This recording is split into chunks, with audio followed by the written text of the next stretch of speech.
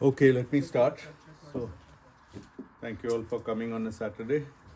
This is an important lecture, and there was some confusion in my mind when I gave it in October, because actually it uses many things that I hadn't even done at that time. So, today what I'm going to do is in 4 parts. One is maybe fairly quick review of time dilation in special relativity. We have seen it many times, but I'll try to make a few statements that might be useful and also tell you about some experimental facts. The second will be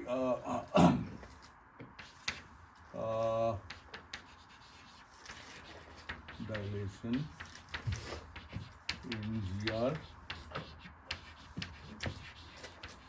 under coordinate transformation.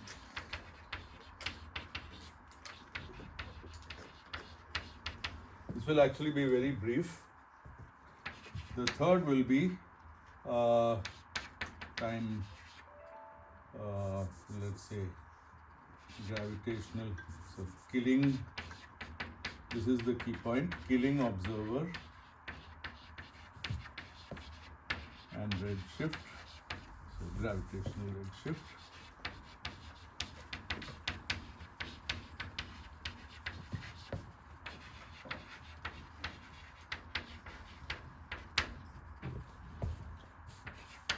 And the fourth will be gravitational redshift again.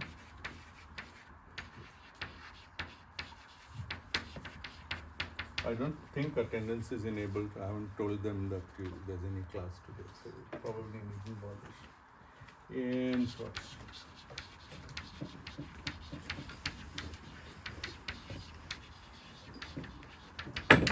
So parts 3 and 4 obviously could not have been discussed in October when we had neither done killing vectors nor Schwarzschild metric. Okay. So let's start. Parts 1 and 2 are of course the very simple ones. But still it's sometimes worth revisiting. So the key observation, so part 1, which is special relativity, key observation can be stated very simply: events at the same location have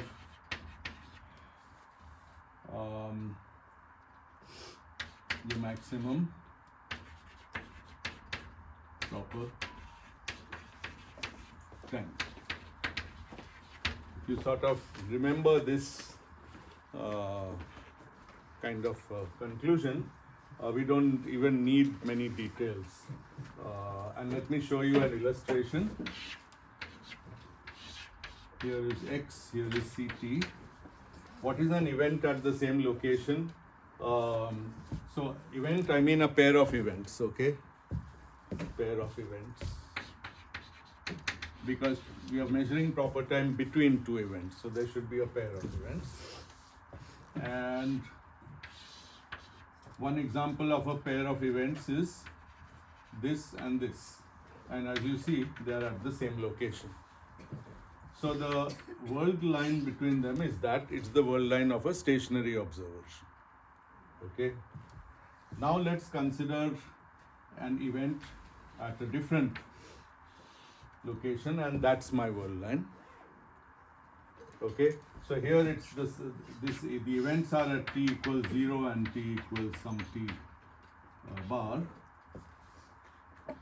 So, but the point is that in this case, it takes place the second event takes place at a different location. So this is 1 and 2, and 1 is the same as 1 prime, but 2 prime is different from 2. Okay. Now in normal geometry, this is a longer line than this by Pythagoras theorem, but special relativity obeys a kind of inverse Pythagoras theorem. Okay. The length squared of this is length squared of Yeah, minus length squared of this is minus length squared of this plus length squared of that. It's all the fault of the time axis. Okay, so this is smaller.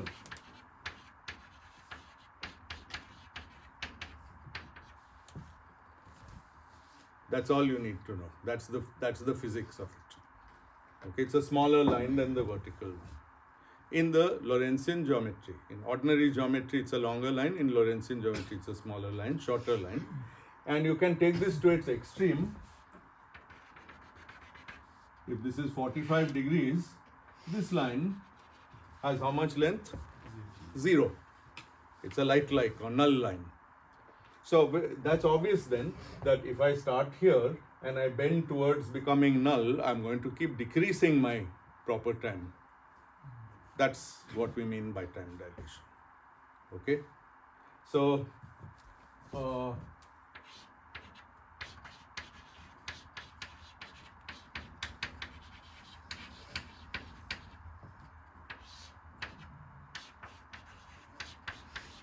there's really no calculation to do. I mean, there's one calculation, but you know it already. So this is one observation. So this line has maximum proper time. Now, what property did we learn later on, which also tells us that this line has maximum proper time? Do you know what are curves of maximum proper time in Lorentzian geometry? They are time-like geodesics. Time-like geodesics maximize the proper time. Same statement. In Minkowski space, the geodesic isn't going to go here and there. It's going to be straight. Because remember, a geodesic is where the tangent vector keeps transporting parallel to itself. And in Minkowski space, parallel means just parallel. What we see with our eyes is parallel. So obviously, if the world line starts going upward, it's just going to keep going this way. But a non-parallel one might start this way and bend over there. It might do a lot of things. And all those other things are going to cost less proper time. Okay? Okay? Any questions?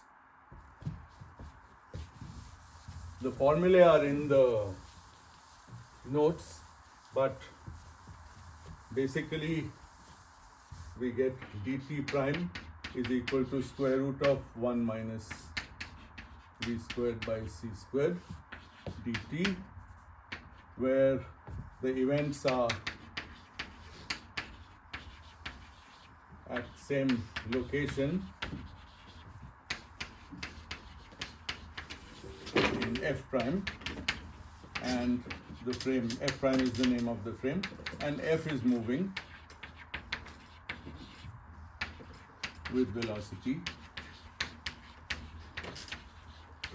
v. So this one, actually my labeling is inverse. This one is f prime, where the events are at the same location, and this one is in a frame f which is moving. Okay, so that's really all there is to it. And this should take away the confusion that by special relativity, it looks like we should also be able to write dt is equal to same factor times dt prime, right? Because there's no physical distinction between the frames f and f prime.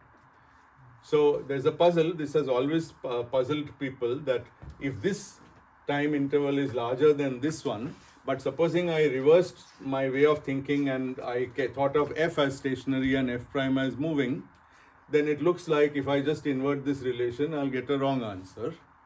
And the reason is that first you have to decide which is the frame where the events take place at the same location. Okay, so if I have f stationary, then I have to consider events which take place at the same location in f, which are not these events. Okay, and then I'll get the relation, symmetric relation, the other way. So it is completely symmetric. In any frame where events are at the same location, the proper time between the events will be longer than in any other frame. So that is, and there's of course the famous twin paradox, which also illustrates this, which is where the one twin starts here and does this, and the other twin, let's say, goes off there and then there. Now in this problem, of course, there is a certain acceleration because the twin has to come back in order to compare with the original one. But this person is aging according to the proper time here because they are at rest. And this person, relative to that, is aging more slowly because this is a much less of a proper time. And the person who traveled can actually come back here, and if they travel fast enough, they might still be alive. Let's say traveled for 20 years, while this twin has aged by 1,000 years or 1,000,000 years. There's really no limit. Okay, because this twin, if they were really traveling at the speed of light, would actually not age at all because their time interval would be null. But of course, no massive object can do that, but we can get as close as we like to that. Okay, so this is the picture of the twin paradox.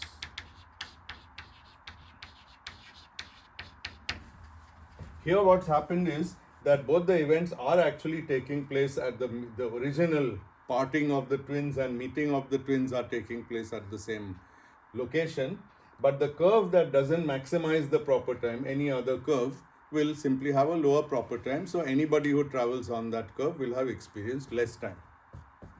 As simple as that. And these are all experimentally verified things. Talking of, yeah. Regarding this twin paradox, Yeah. This is drawn in the frame of the twin that's staying at one location, right? Yeah, of course you can have any two twins doing anything. Yeah, so But if we yeah. look at the same diagram in the frame of the other twin. Yeah, this is good. So if you look at the same diagram in the frame of the other twin, the problem is this, that this twin has accelerated here. So this is a problem with having two curves that meet back. You can't meet back without accelerating. Two straight lines that diverge from here can't possibly meet back here, at least not in Minkowski spacetime. So this twin has accelerated at this point in order to come back, and that creates an asymmetry between them. So actually in this case, whatever frame you look at, the two twins, this is a different way of seeing the problem from this one. Here we ask which is at the same place and which is at different places. But here they both meet at the same place. However, one accelerates. So it's slightly different actually. Yes. There is no Lorentz transformation which will take you to the accelerating Exactly. frame, There's no there is a general Lorentz transformation which can make this one flat. But of course, there is a Lorentz transformation in either half, but there are different ones which will make this one straight. Okay, and that one bend that way. But there's a general coordinate transformation, right? So if you transform to that accelerating twins frame, it will look like a mirror diagram of this. So because from that twins frame, this twin is. That's true. There is a general coordinate transformation, So but that doesn't give you. paradox arises. Yeah, but that doesn't give you a symmetrical answer because after that general coordinate transformation, you're not back in Minkowski spacetime. Yes. At least not in the usual coordinates. Okay, good. Okay, now the important physics application, which I also discussed in the old version of lecture 13, but let's just say it for completeness, is that we have muons in cosmic rays.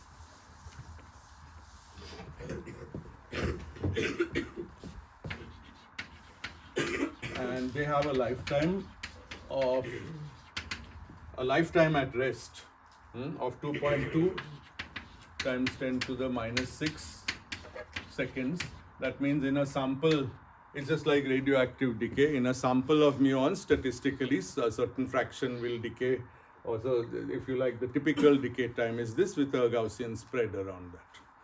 Okay, but that means that if I have a beam of such muons, if they travel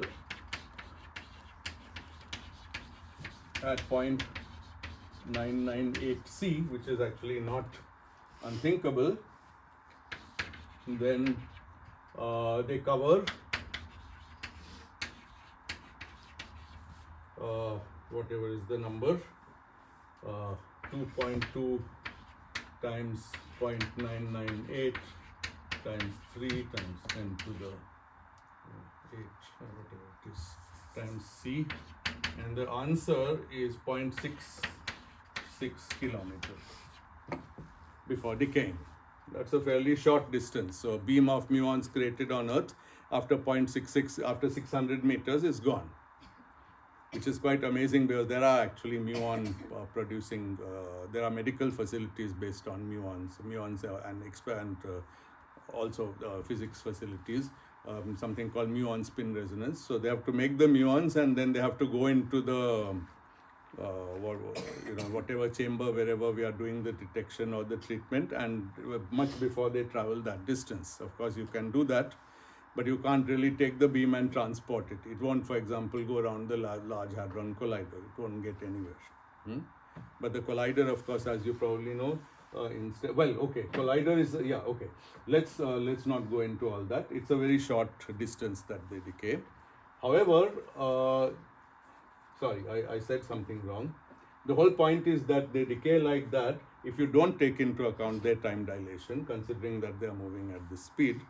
And so the actual, sorry, I should have said that, I said something totally wrong. If they don't travel at all, this is where how long the beam will live, okay? If they travel, this is the distance they would travel if we did not take into account that the time is dilated for their motion relative to the stationary observer for the same reasons I gave you before. And so actually now come to think of it, in these muon spin resonance facilities, they will actually travel much longer, but how much longer? So we have to calculate the gamma factor. So they times a gamma factor, and the gamma factor is square root of 1 minus 0.998 squared 1 over, and this amazingly is a big factor of the order of about 16. So they can actually comfortably cover 10 kilometers, much better. Still may not be enough for the LHC, but it's a much longer distance. And now the key point is that since these are created in the upper atmosphere when particles coming from outer space hit the upper atmosphere, and the upper atmosphere is about 10 kilometers. So this is Earth, and this is about 10 kilometers, not drawn to scale obviously.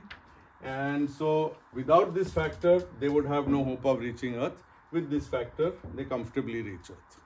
And we do detect them. And I've done this experiment in my graduate school. So I'm pretty sure that they really are there. And this is a confirmation of, you can also measure the flux and compare it with the estimated flux. Of course, you have to have a model of how they are created and how many are created, but you can actually do it. And it's a very good test of special relativity. Yeah, question? Okay, now let's move on to general relativity, where the situation is far more complicated.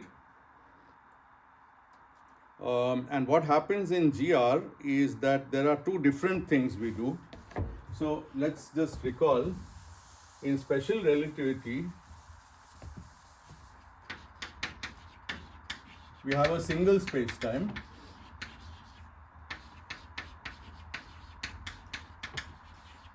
which is moreover homogeneous.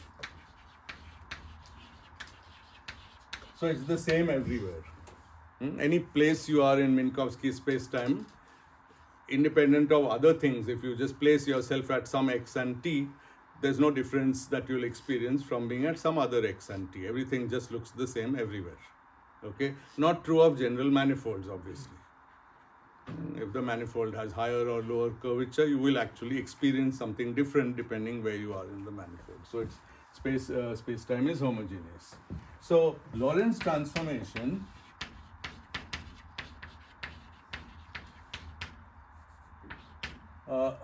just maps one frame to another.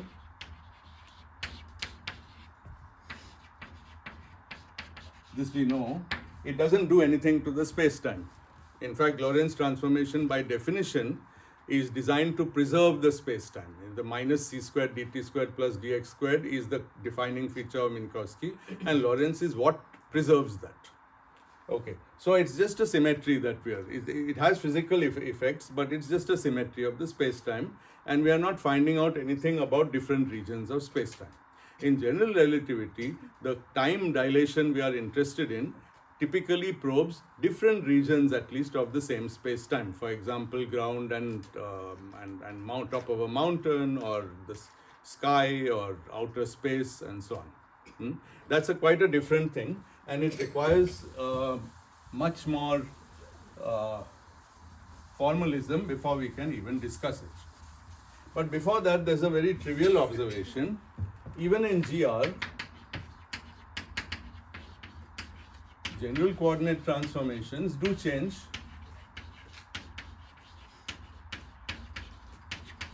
the form of the metric.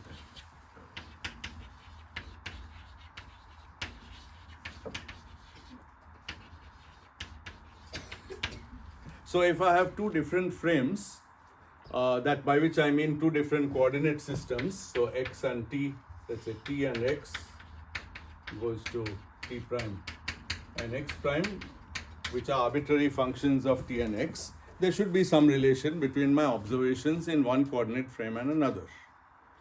Okay, I emphasize that this is not very important because it's just change of frame, but it might have a physical meaning. Like there might be something I do, like getting in on a train and accelerating away or something, which actually achieves this, and then I might want to compare measurements. In particular, such a change of coordinates can also be just Lorentz transformations if I was already in Minkowski spacetime, but they can be more general transformations. Anything basically which is invertible. Now what happens when I make such a transformation? Well, as you know, the proper time in GR is minus g mu nu dx mu by c square, and this is just, we can write this as minus g0 0 dx 0 square minus twice g0 I dx 0 dx I minus gij dx I dx. Okay, and now this thing is invariant under a change of frames. So if I make a certain time measurement in one frame or another frame, there will be a relation due to this, the change of metric from this to the other metric. And let's just write it down.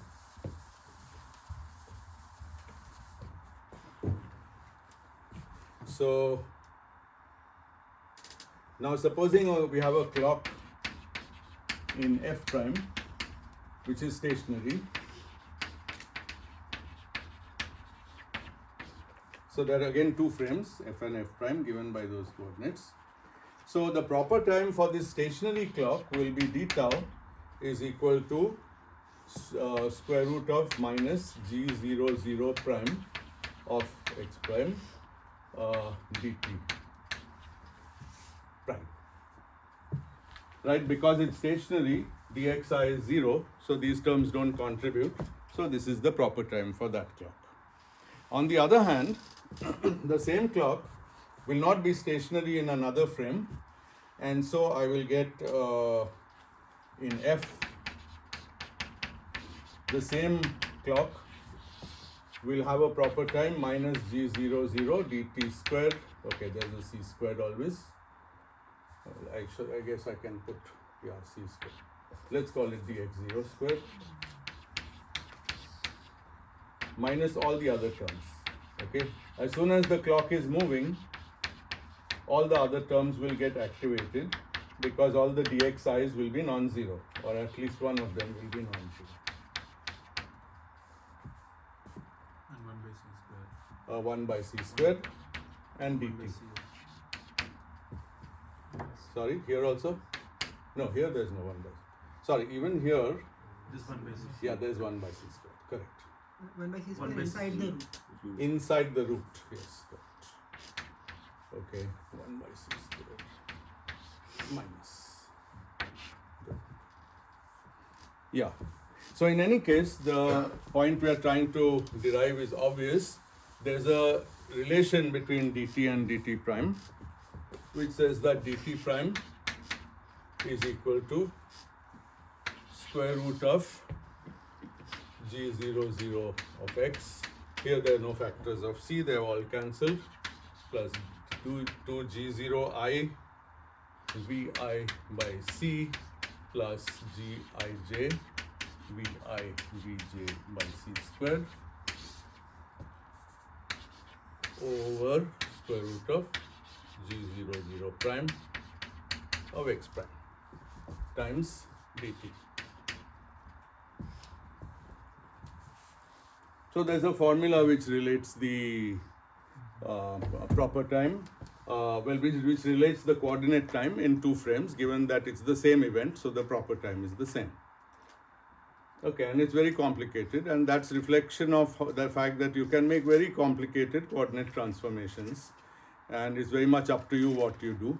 And if you do that and you try to calculate things or measure things in different coordinate frames, then this is what will happen. And you can see that the Lorentz transformation is a special case of this, where G00 is just 1, but you get this 1 or minus 1 rather, and you will get 1 minus square root of v squared by c squared factor, okay, which can be done if you start in Minkowski space. So this generalizes Lorentz transformations, if you like, to arbitrary frames. Okay, but this is as much as we can do without more specialized technology of Killing vectors and of the Schwarzschild metric. And these are the two most important things in GR. So, as we'll see in a moment, without Killing vectors, actually this is the end of the discussion. There's nothing really more you can say. Unless the space-time has Killing vectors, you can't say anything. And the reason, which I'll explain again, is that energy isn't even conserved in the absence of a time-like Killing vector. So what can you hope to say about time intervals? Let's now look at Killing vectors. And for this, we have a very important new concept called the Killing observer, which let's introduce.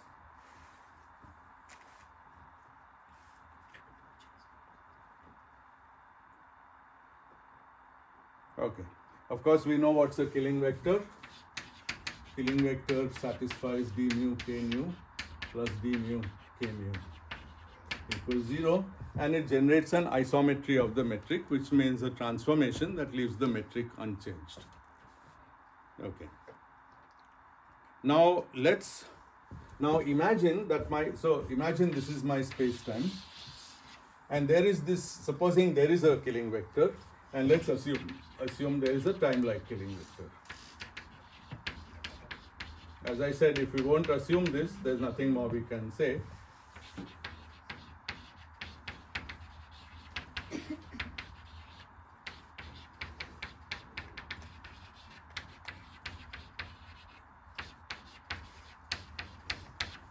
I remind you that k is initially defined with the upper index, but the simple relation that it satisfies, Killing's equation, if you like, is written with a lower index.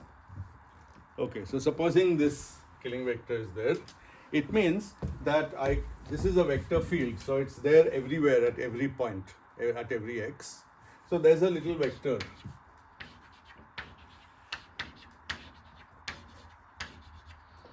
like this all over. And for a complicated space-time, we don't know many details about what this vector does. It doesn't have to be simple. In the Schwarzschild case, as you know, there is such a vector, and the upper version is just 1, 0, 0, 0 up to normalization, but the lowered version is more complicated, which is very important, because we are going to see that the norm of this vector plays an important role. Okay, now let me consider a time-like curve.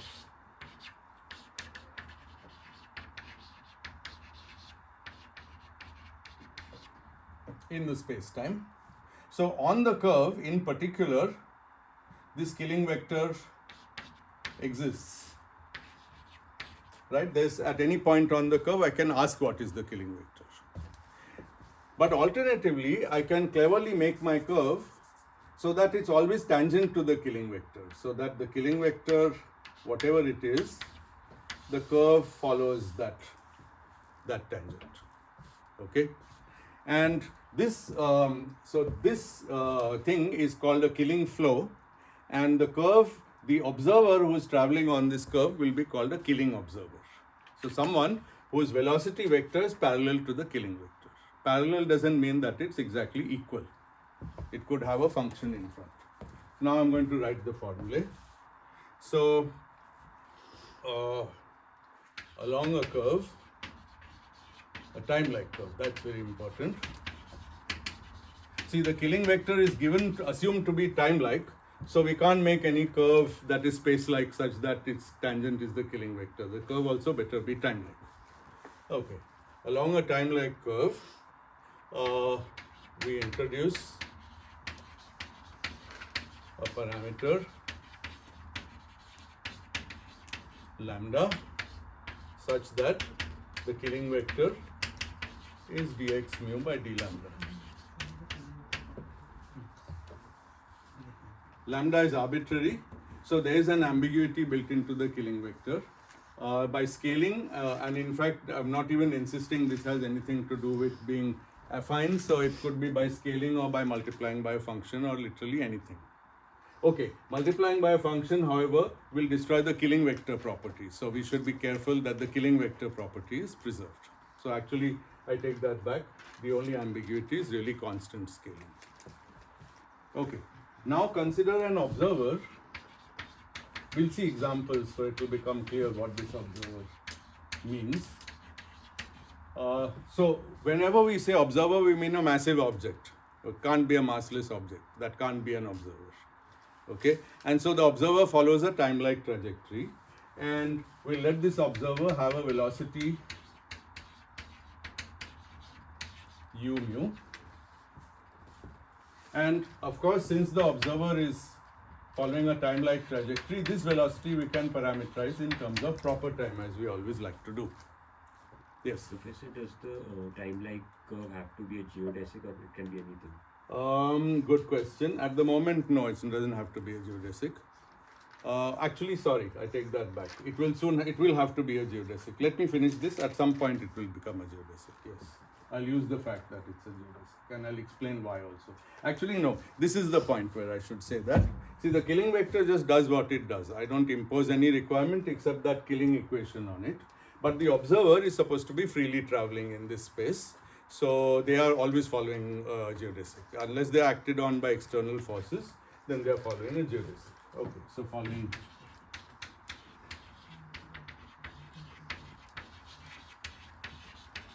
That's a good question.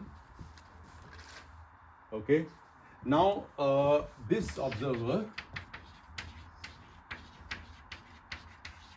is called a killing observer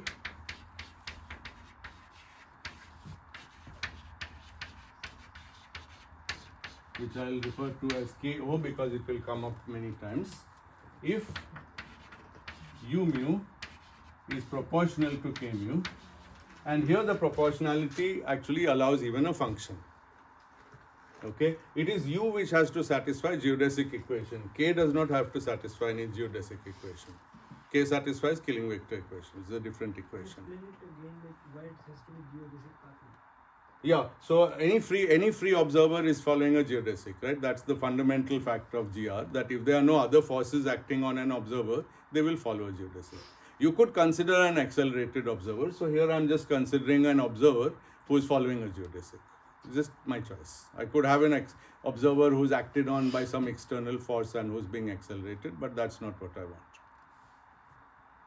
So an observer who follows a geodesic and has this tangent vector is called a killing observer if their own velocity vector is always parallel to the killing vector along that time-like curve. So that's the construction.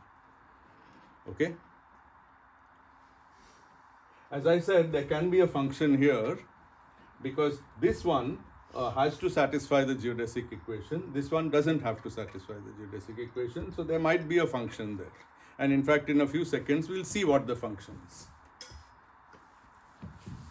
In fact, we can find the function by simply comparing these two vectors. Okay. So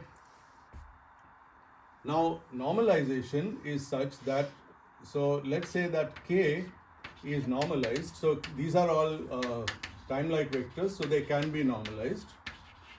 So it's, yeah, K, instead of saying is normalized, let's say the norm of K we'll leave it arbitrary, is mod k, which we define to be root of minus k mu k mu. So there's a non-trivial metric that will carry out this. And since k is time-like, its k mu is negative, so I'll put a minus sign and then I'll take the square root and I'll call that mod k. Just be clear that it's similar to the mod k that we have for spatial vectors, but with a minus sign. And these are things that we normally do when the vector is time-like. Okay. What about the norm of u? Is c squared, exactly. So root minus this, which is equal to c. That's how we define all velocity vectors.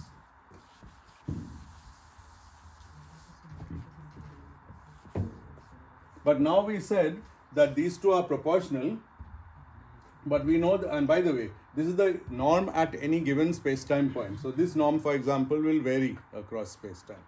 K mu is a function of x, so k is also a function of x. 1 second, so it varies. But u mu, which has a constant norm everywhere, has to follow k, so it has to be some function times k. And now it's pretty obvious that u mu is actually equal to this function. So I'm calling it u mu subscript ko for the killing observer. This is just equal to c upon mod k, k mu.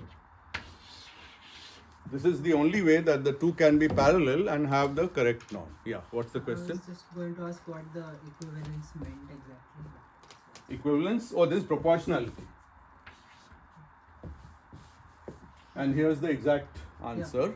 Because once two vectors are proportional, if I know their norm at every point, then that norm at each point is the proportionality factor. Right?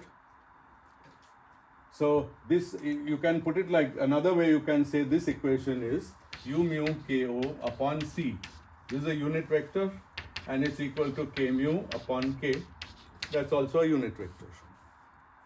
Just remember that this k mu upon k is not a killing vector anymore because k is not constant. K is the killing vector, this ratio is not a killing vector. But this must be equal because both are unit vectors and we know that they are parallel. If two unit vectors are parallel, they are really the same. And that's this equation. It's a very important equation. So let's keep it up there for some time. Okay, good. Now let's try to derive a physical consequence of this as follows. The first physical consequence, so I rubbed out some things I needed, so I'll write it. K mu is dx mu by d lambda. U mu is dx mu by d tau. You can think of tau as the parameter that when it elapses, it's the proper time, of course, we've defined it that way, and lambda is some other time. It's some time that we have chosen arbitrarily along the geodesic, along the killing flow. So now to compare these, so this equation and this equation together give me the equation d tau by d lambda. Tell me the ratio of these two times is k by c. Is that clear? Just take this equation, plug in those two things. So from this you get dx mu by d tau is equal to c by k dx mu by d lambda. So the relative flow of tau and lambda is d tau by d lambda. Just taking this to the other side and dropping this because it's a fixed curve. I just get this. So that's my equation. And this has a nice, this has some nice words. The rate at which a killing observer's clock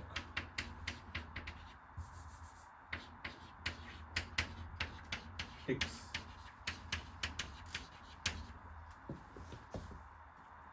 relative to the killing flow. The killing flow is parameterized by lambda.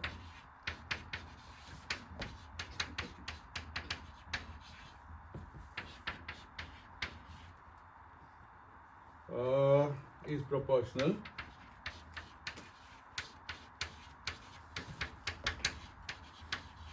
2 mod k. This is very important.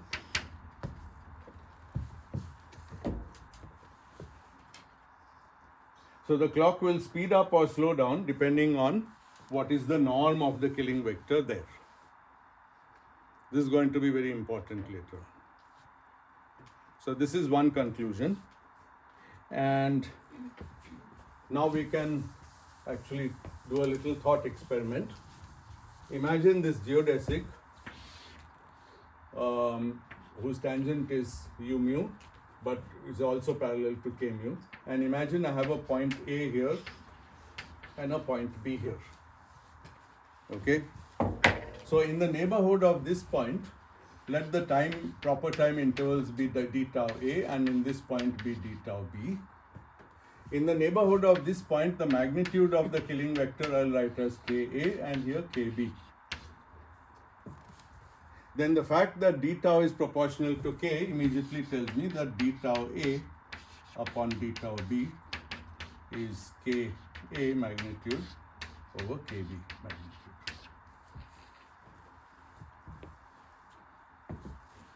Now the important thing to realize is that this change is not due to any change of coordinates. We are actually considering invariant quantities, but they are measured at different regions in the space-time. So it's actually an effect of different regions of the space-time not being the same. And that's a consequence of there being a metric.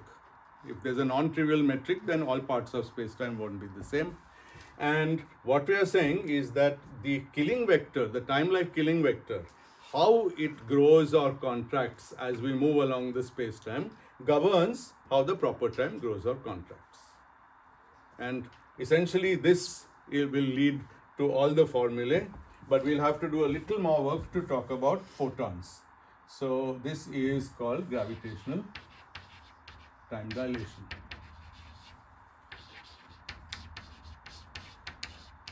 We'll see an example in Schwarzschild very soon. Yeah, question? So the proper time, what event are we considering to compare between? Yeah, so we are considering an interval in lambda. Okay, so a tiny interval of d lambda here and here. And see, lambda is our labeling parameter. So it's chosen once and for all. I can't scale lambda here without scaling it also here. So it's an interval of d lambda here and interval of d lambda gives me different dTA from this formula. In fact, this is clear from here. That is the interval of d lambda which is causing the d tau. But now if I take comparable intervals, for example 2 clocks, okay, then this will be the ratio of the times. So one thing which we didn't explain is what is the kind of physics of a killing observer. So I was supposed to do that little earlier. So let's give an example of a killing observer. In Minkowski, we always give our examples in the simplest case, but we will have another example soon when we come to Schwarzschild. So in Minkowski, the killing vector is, let's just call it K0, 0, 0, is the time-like killing vector and is the only one. Is the thing which generates d by dt translations, and that's time translations. It's very trivial. And K, I'm just going to leave as an arbitrary parameter. In this case, to satisfy the killing equation, K is constant. Because that equation, the Christoffel symbols are anyway 0. So del mu K nu plus del mu nu K mu is 0. That can only happen if K is constant. And I'll take it to be greater than 0. Why? Because I want the killing vector to point into the future rather than the past. So with any time-like vector, I can always decide that it's pointing in the future or past by a change of sign. So this is my killing vector. And on the other hand, u mu is C 0, 0, 0 for a stationary object. So first of all, u mu being proportional to this means it is something 0, 0, 0. So the killing observer has to have this 4 vector, and that something of course has to be C, because we know that the observer that u mu norm has to be minus C squared, and that will only happen if I put C here. Okay, so we see that the killing observer is equal to observer at rest.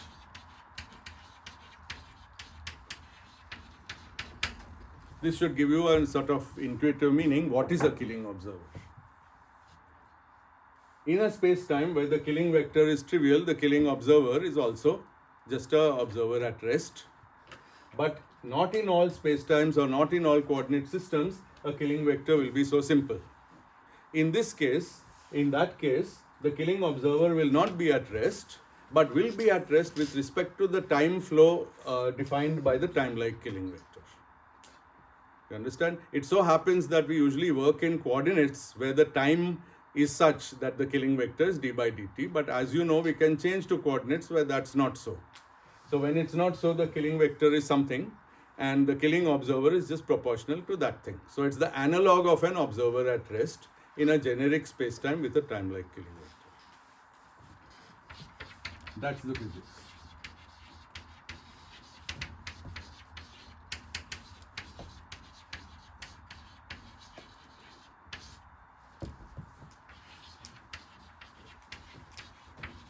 And we need this, right? Because otherwise the observer at rest has no meaning. It's just a coordinate choice. I can just say that in some coordinates, my observer is something 0, 0, 0. In another coordinate system, they won't be at rest. Okay? But there's nothing special about that observer which entitles them to make measurements, and we are now going to come to measurements. We want this observer to make measurements. So we want this observer to be at rest with respect to the killing field. But it is important that k evolves along the trajectory, while this of course never evolves. This observer is got a fixed 4 vector. That's very important to keep in mind. Okay, good. Excuse me. Yeah. Yes, but these like killing trajectories, they are not unique, right? As in like, because it's an entire field, you can find infinite number of. Yeah. So we pick an observer, find their. Okay. So what we have to do is the following: we have a killing field everywhere. We pick an observer who travels along a particular geodesic. So we know that observer is u mu. Now that person is a killing observer only if u mu is proportional to k mu along that trajectory. So we are working with an arbitrary geodesic.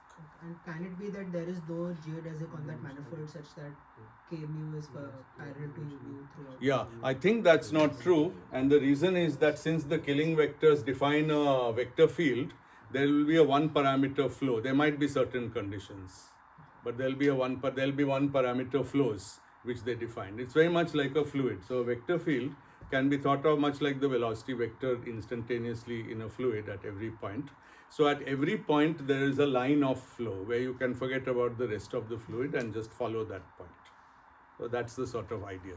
By the way, you might or might not know, but there's a huge amount of similarity between general relativity and fluid dynamics for this reason. And so in fact, a lot of fluid dynamics comes into the analysis of GR things. Okay, good. Okay, now, so one comment here is that if a space-time had no time-like killing vector. Okay, before that, let me just say here. So in Minkowski, of course, this is constant. So there's no time dilation. There's no gravitational time dilation. There will be time dilation from motion, but here there's no motion. U is rigidly fixed to be parallel to k. Okay, so the U doesn't experience any time dilation. That means that as U is sitting in one place now and later, the clock keeps ticking at the same rate. As simple as that. Okay, so that's for Minkowski, but it's not true in general. Okay, the second comment is that if there was no time-like killing vector in the space-time at all, and it's quite easy to find space-times which have no time-like killing vector. Okay. Well, then you can't do this. You just can't discuss the time measurement at one point and another point in space-time and compare them, because what we are really doing here is transporting one region to another region, following a killing vector and then making the comparison. If there wasn't anything to follow, we couldn't make the comparison. Yeah. So the diagram that you had made there with d tau A and d tau B, so those are the proper times at those two different spatial points. Yes, space-time points. Space-time points, okay.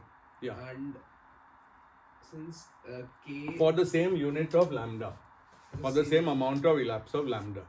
That's how we were able to divide those two equations. Okay, so the time elapsed at those two space-time points will be different because by a factor of the norm of the Killing vector. killing vector. Exactly. Since it depends as a function of x. Yes, okay. exactly. Okay.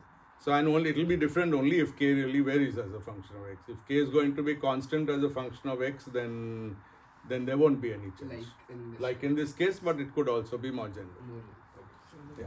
If k is time dependent, then in a particular position. See, now if k is time dependent, then yeah, that's all right, but that will be a coordinate in which k doesn't look like this. Okay, and we are following a flow of k. So now that flow in this, when k looks like this, the flow literally means remain at rest and follow and just evolve in time.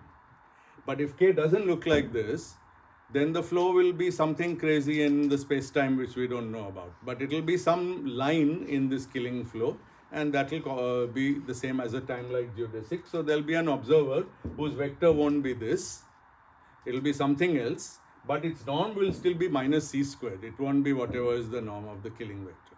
They are different vectors. One is the vector of an observer, is the tangent vector of that geodesic. The other is the killing vector that's already given. They are different things. In a way, that's the key point. The geodesic just tells me how an object naturally travels in space-time, propagates into the future. The killing vector tells me how the manifold is evolving in space-time. And there can be a mismatch between these things, which in a way is how you see the gravitational time dilation. Okay, good. Now let's look at photons, because this is very important, because pretty obvious. Because then we can do experiments with light which measure whatever we are talking about. Okay. So now we actually have a killing observer and a killing field all over the manifold and a photon trajectory. Okay. So this is a different trajectory. It's not necessarily the same. So we just look at, just consider a photon with momentum p mu, and as we saw, this satisfies p mu equals 0. Okay. Now, supposing we actually do follow, okay, this is a bit confusing. Let me just see for a minute.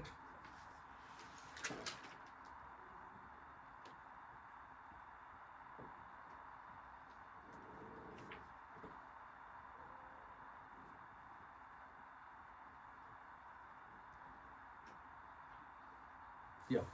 So first let's consider the photon geodesic, which is the null geodesic. Again, null geodesic. So of course, and the tangent to this is p mu, because we saw that p mu is dx mu by d lambda. Okay. So this is of course null. So p mu is not parallel to the killing vector or anything like that. In fact, if it was, the killing vector would also be null, which is not. Killing vector is time-like and p is null. But one thing we do know is a theorem that we have proved some time back. Along a geodesic,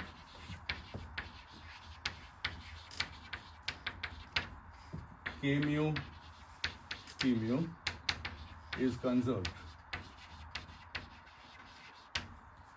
We proved this. If I have a killing vector k and a tangent vector of a geodesic p in this case, then this dot product is conserved along the geodesic. How do we see it? Well, we take d by d lambda of this to see the change along the geodesic. Then we rewrite it as a derivative on this and a derivative on this. The derivative on this we'll convert in a way using the killing equation, while the derivative on this, so that will vanish, and this one will convert in a way that turns into the geodesic equation, so that also vanishes. Yes? We showed that only for time-like geodesics. No, but that derivation is exactly the same. There is no change. If you see the derivation, yeah, you are right, we showed it for time-like geodesics, a very good point. But all we need is that this satisfies the affinely parameterized geodesic equation. So we'll say that this is affinely parameterized. Then the same statement is true. Now this is true for any killing vector k But there's a special meaning to this quantity if the killing vector is the time-like one. Okay, and can you guess what it is? There's a very simple reasoning. Supposing killing vector is time-like, the trivial example is just 1, 0, 0, 0. So what is this conserved quantity? P0. And what is P0? It's energy up to some scale. So it's conservation of energy. Okay. Not only that, if the killing vector is future directed, then K lower mu will have a minus sign in the first place, in this simple example, right? So this will actually be minus the energy. So I'll put a minus and I'll call this E. But I'll call it E cons or E killing. You can call it the conserved energy or the killing energy. So this energy is conserved all along the geodesic.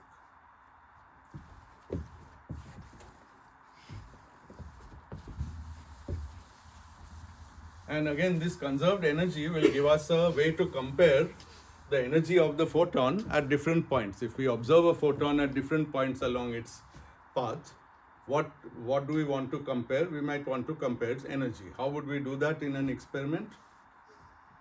What would we compare if we observe a photon beam in two different places? Frequency or wavelength. So that's what we are getting at. We are trying to get at the change in frequency or wavelength for a photon along its geodesic. But this is conserved, so we can use the conservation to compare two things at different points along the geodesic. Good. Now, when we observe a photon, when we create or observe a photon,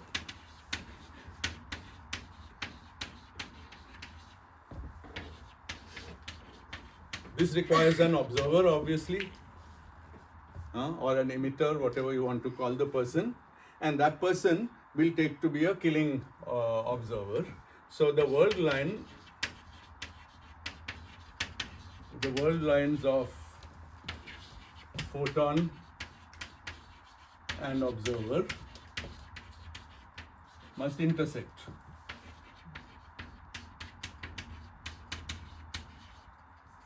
If you think about it, when you walk outside and stand under the sun, the world line of the photon coming from the sun at that time when you went out hits you is the statement that its world line, which is a geodesic, null geodesic, and your world line, which may or may not be geodesic, are just intersecting, right? That's the time when you observe the photon. But also, if you are an emitter, you might have a flashlight and you switch it on. So in that case, what's happening is that the world line of the photon is starting at a space-time point, same as your world line, wherever you are on your world line, and then taking off in its own direction.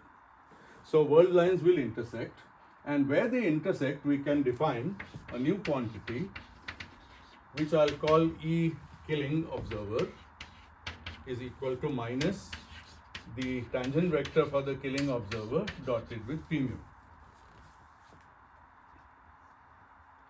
And I claim that this is the energy that the killing observer observes. Again,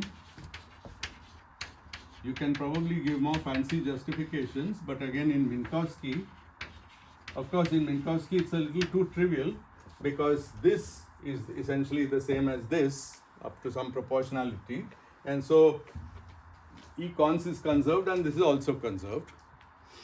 But we have seen that in general, this vector is proportional to this vector with a factor that's not constant. So both energies can't be conserved. One of them will have to vary at different places along the timeline of the photon. So this is called the energy seen by the killing observer. And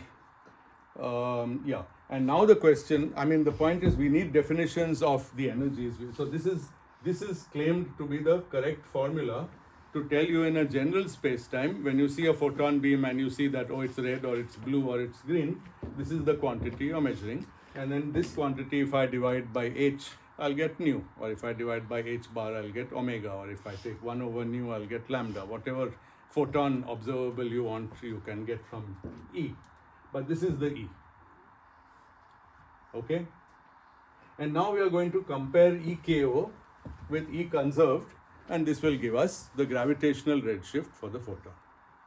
So the crucial element here was the definitions of E conserved and EKO, and the fact that because this satisfies the Killing equation, this is conserved along the photon trajectory, but this is not. And in fact cannot be in general. Okay, so let's compare them.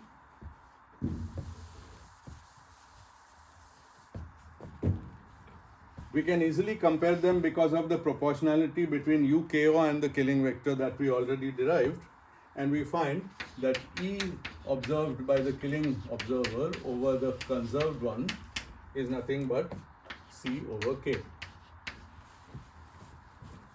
And again, this is a crucial equation. Whoops, okay, already an hour.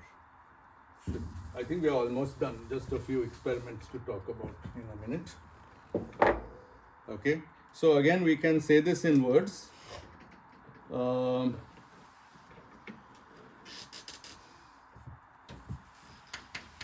Observed energy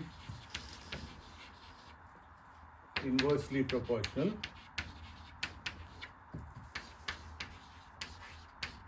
to mod K.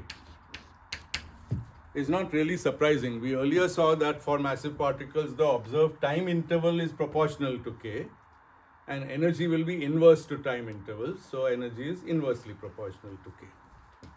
And same proportionality will hold with frequencies. So now from this, it immediately follows that if we do the same trick, having 2 points A and B along the photon world line, then nu A upon nu B.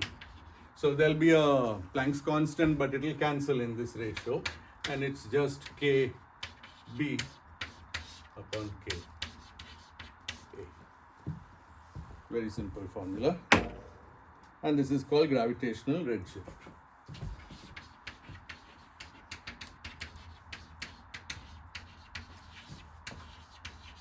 And this gives us a recipe if we want to know the answer for what will, given a photon with energy nu A that we are emitting, what will be the frequency rather of the photon that we are absorbing somewhere else in the space-time. Well, we just calculate KB and KA, divide them, and that's the ratio. Okay? And if we want, we can take one of these 2 points to infinity. That's a good choice, because at infinity, let's let A go to infinity. It's a special case. Now at infinity, we can imagine that our manifold space-time is what is called asymptotically flat. That means at infinity, it's indistinguishable from Minkowski space-time. That's very reasonable. For example, Schwarzschild is asymptotically flat. You've seen the metric. If I just take small r to infinity, it just becomes Minkowski. So in that case, of course, Ka just goes to 1. Or constant, but we can take the constant to be 1. And in that case, we find that nu A over nu B is just given by KB. It's a special case.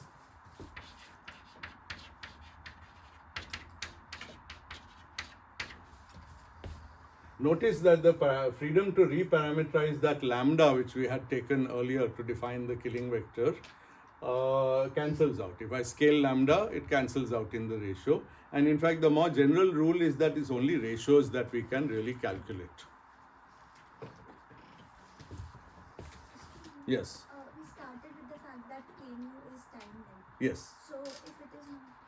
If it's not time-like, you can't claim that the energy is K dot P, right? Because K dot P will pick out some space-like part of P, so it can't be the energy. Best it could be some other physical quantity like angular momentum. So you can apply these arguments to angular momentum if you want, but you won't get a change in frequency. You might get a change in something else. So for every Killing vector, you can follow the trajectory of a particle. Well, the problem is if the Killing vector is space-like, it might be more difficult because the particle always has to undergo null or time-like trajectory. But in any case, you can always try to use, so the Killing conservation equation that K dot P or K dot U on a trajectory is conserved, it's always true. And whatever physics you can get from that, you can get. But in this case, when it's time, when K is time-like, then we can actually reasonably define the conserved energy by K dot P.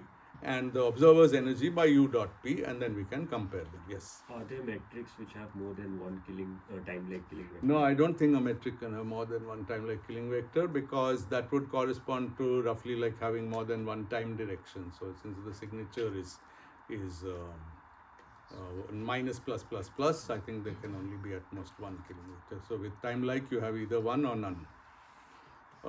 I could be wrong. I haven't thought about this, but I think that's the case. Yeah, could be wrong. So when we do consider collisions and we conserve momentum for photons, what do we consider then? Because the killing vector for a linear momentum conservation would be space-like. So what No, why linear momentum? The three momentum. Yes. Yeah. Yes. that would be space-like. Right? Yeah. So probably you can do that. But then. But that having a space-like killing. So first of all, when we collide photons, we are always working in Minkowski. One thing to remember is that everything we do in QFT and particle physics is in Minkowski, because particle physics cares nothing about gravity, except the branch called astroparticle physics. But any terrestrial process, any particle interaction on the Earth doesn't care about gravity. So in those cases, we just use the trivial killing vectors of Minkowski. But you're right, it is a use of killing vector. It's a under translation along space, which tells us that momentum is conserved. So yeah, there is a consequence of the space-like killing vector, that momentum is conserved. I agree. We say that time translation and space translation invariance are the reason why energy and momentum are conserved. Very true. But that statement made more generally in general Lorentzian space-time says that if there's a killing vector generating time translation or time-like or space translation, then some quantity is conserved. Yeah. So when this ratio between the two norms is very big, I can definitely observe the fact that like the two frequencies are different, or Yeah.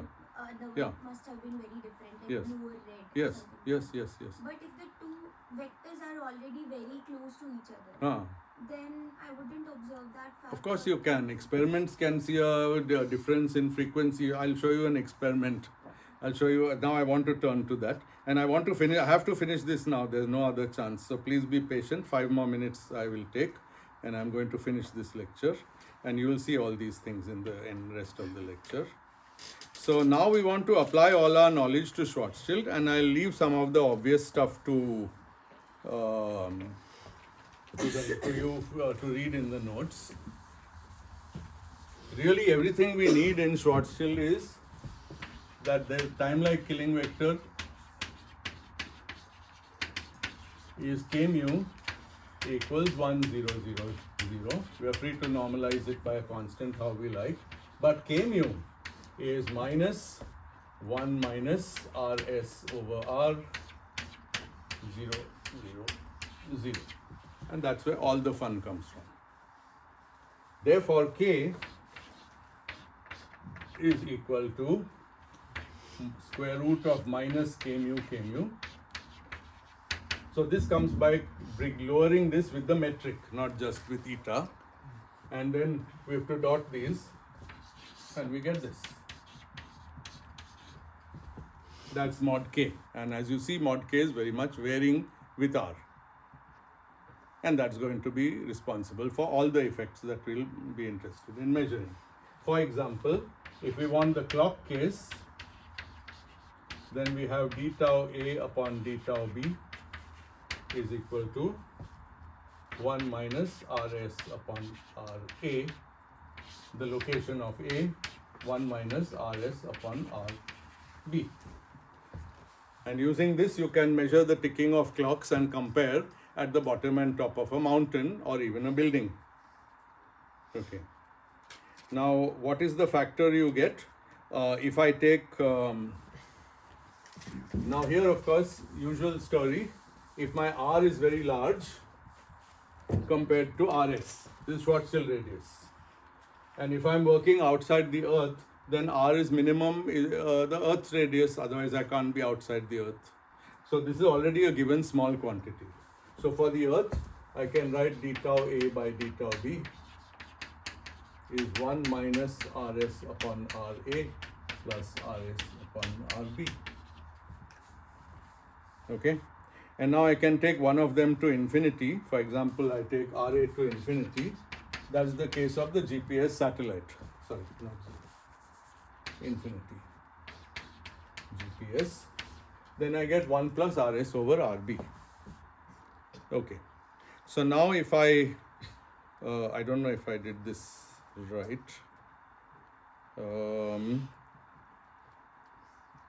Anyway, yeah, so d tau b, yeah, I want to solve for d tau b. So d tau b is the rate of ticking on the earth relative to in the sky, and I get square root 1 minus 2 gm over c squared radius of the earth d tau a. Okay, and you can also rewrite this as square root of, you can rewrite this in terms of the acceleration due to gravity as 2 small g radius of the earth upon c squared d tau, and this of course you can calculate, this is known, g is known, c is known, and you get 1 minus 7 times 10 to the minus 10. So that's the extra factor. There's a difference in the 10th or 11th place of decimal between the rate at which a clock ticks on Earth and the clock in on the satellite ticks. And conclusion from this is clock on orbiting satellite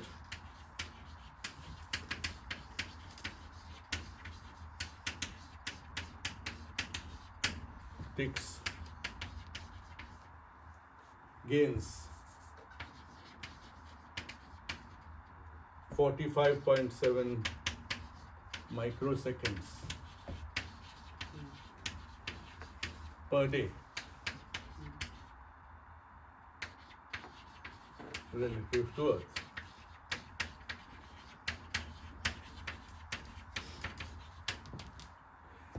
Now, if you want a sort of memory item, the item is that clocks tick more slowly as they go deep into a potential. Okay, that's what this formula is saying. You can stare at it, I rubbed it out now. But so the clock that's freed from a gravitational potential, you can imagine that's doing its natural thing, it's not in any gravity. And the clock that has been sunk into a gravitational potential well is kind of slowing down. And that again is something that will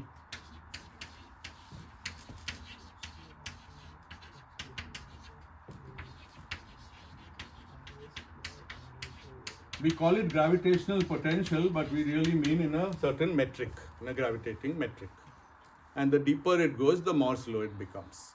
And we'll see on next Wednesday that the black hole is the limit where as it reaches the horizon, it just stops ticking altogether. Yes?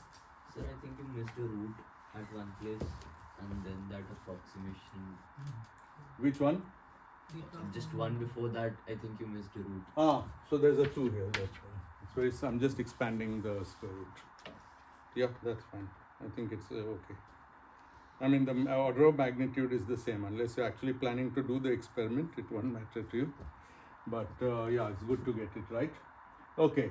Then there's also some special, there's some other effects which bring this down to 38.5. So 38.5 microseconds per day due to some other special relativistic effects. But this is the correction due to GR that we would not know how to make otherwise, and GPS would not work. This is an important practical application of general relativity. Now, just two more comments and I'm done.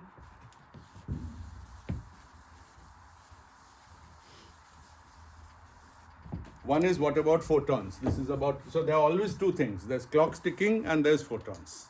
These are the basic two things that we always measure. We can literally measure clocks ticking. You can actually take your own watch to the top of a mountain, leave it there for maybe a year, and if it's still there, then bring it back and look at it. You can actually do this. People have actually done it, I'm told. And the other one is the photon, where you produce the photon with some frequency and you observe its frequency wherever it's detected at some different place in the gravitational field. Okay, so for the photon, again the same formula as before. We'll just tell you you can get nu infinity over nu emitted. So here I'll explain what we are assuming. It's the same thing. This is just the same because it's the same killing vector. So you see that the killing vector is always responsible for everything. So we are assuming here that it's emitted in this field at a radius r, and it's detected at infinity, far away. So this will apply, for example, to the sun, where we'll take Rs to be the Schwarzschild radius of the sun. We'll take R to be the physical radius of the sun, where the photons are emitted from. There's some photosphere or something. And as usual, with the sun, we have a tiny Schwarzschild radius here, and we have our sun, and we have here our S. And so this will be this. And this will tell me how much the photons emitted from the sun are frequency shifted before they reach the earth, and 1 over this will give you the shift in wavelength. So far so good. Now just 2 comments and I'll close. One is that of course for the sun the delta nu is again of order 10 to the minus 6, very small but very much detectable. So you were asking if it goes from yellow to blue or white to yellow to blue or blue to red. Doesn't do any of those things. It just shifts by 10 to the minus 6, but you have an instrument, it can detect 10 to the minus 6. This is the whole beauty of experimental physics, that there's, there are very fine limits on what instruments can detect. But for neutron star, this can be much larger, 0.1 to 0.3. But the problem with neutron star is then detecting this light is very difficult. So it's not, it doesn't really help all that much. And if we invert this, we'll get lambda emitted over lambda infinity is 1 over this. And this quantity we define to be 1 plus z. So z is very, very important. Any course on astrophysics or cosmology will have a z. It's called the redshift factor.